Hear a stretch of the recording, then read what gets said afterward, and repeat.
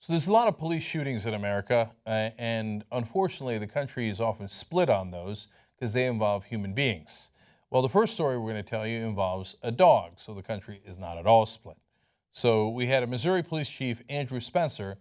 Uh, he found a dog and decided to kill it. So he thought it was a wild dog and that it was problematic.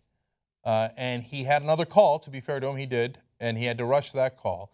So instead of bringing the dog to a vet or to a shelter where he thought he'd be put down anyway, he took the puppy to a firing range and killed it there because he did not want to deal with finding its home. Oh my God! So it is a puppy, and they did put it in. He put it in a cage. But if you don't wait now, here's the part I don't understand. You got to rush to another call. Okay, I get that. That involves human beings. I get that. But you already have the cage. Why not just keep the dog in the cage?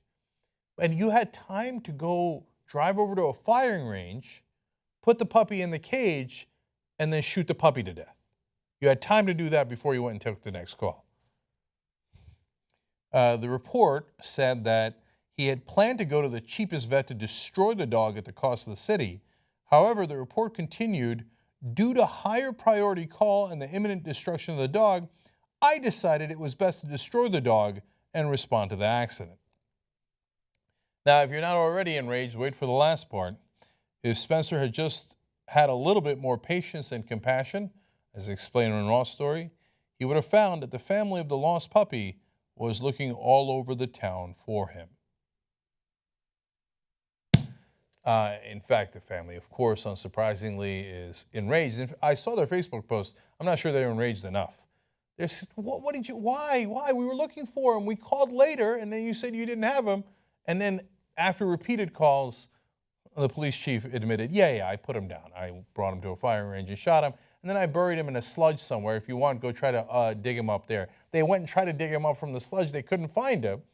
And then finally, he took him out in a garbage bag. Oh, it's just a disaster, right? So everybody's furious.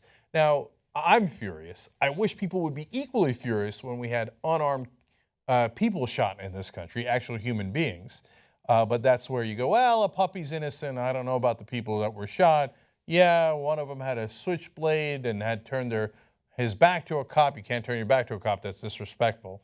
Another one had a toy gun. And another one, well, actually, dozens of them were unarmed. But, maybe they smoked drugs at some point in their lives. Let's analyze that. But for puppies, they're all innocent. Now, wait a minute. There's a baby here in the graphic next to me. So what's that about? Well, adults are one thing. Apparently, Tamir Rice, a 12-year-old, still a cause of controversy whether he deserved it or not when the cops shot him in 2 seconds flat when he had a toy gun. Well, how about a 19-month-old? Well, this is unfortunately a story that we've covered before, but now there's a conclusion to it. This is about a botched raid in Georgia. They had a no-knock warrant. They go to the wrong house. Of course, ready to come in with heavy weaponry. And one of the things that they did, well, here, I'll let Ross' story take it from here. Deputies burst into another relative's home where the 19-month-old boy and his family were staying temporarily and tossed a stun grenade into a darkened room, and the explosive device landed in the toddler's crib. Jesus. The boy suffered severe chest and facial injuries that will likely require multiple surgeries to repair. So what happened today? A jury acquitted the former Georgia deputy of all charges. You lead a botched raid, they throw a stun grenade into a baby's crib. It's just a baby. Well, it's 19 months old. That's not even a baby. That's a toddler. Acquitted. Now, to be fair, she resigned just like the officer in the dog killing. I think there should be a little bit more consequences than just resigning in both cases. Let's treat the humans well, too.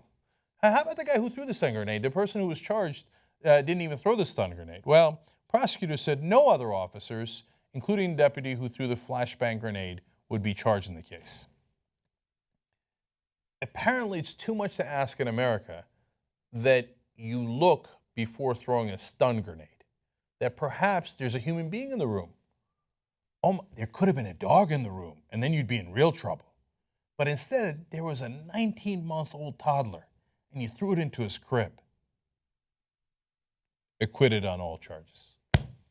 Cops can never do anything wrong in America. Not guilty by definition. Puppies, adults, babies, it doesn't matter. They're in charge and we're not.